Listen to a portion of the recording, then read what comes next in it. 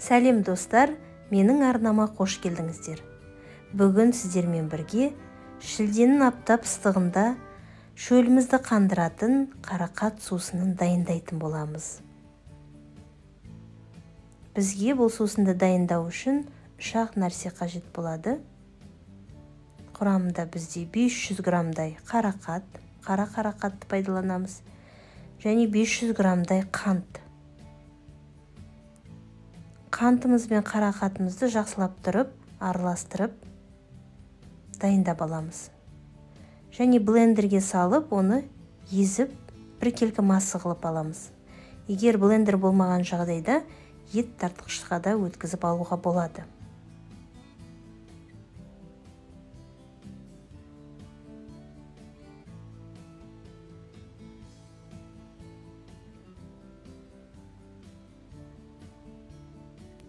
Дайын болған қоймалжын массаны жақсылап тұрып, шекерімізді барлығын араластырып, біркелкі етіп дайындап аламыз.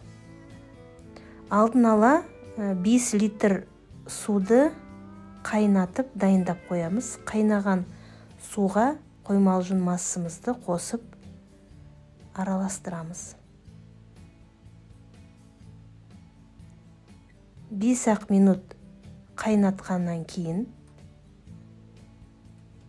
сүзгіштен сүзіп сусынымызды дайындаймыз.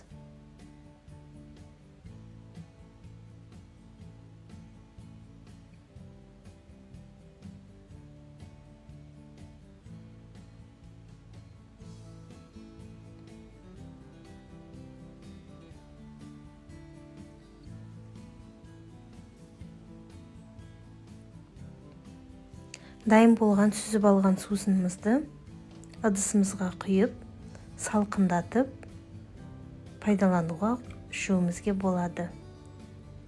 Ас болсын, шөліміз қансын.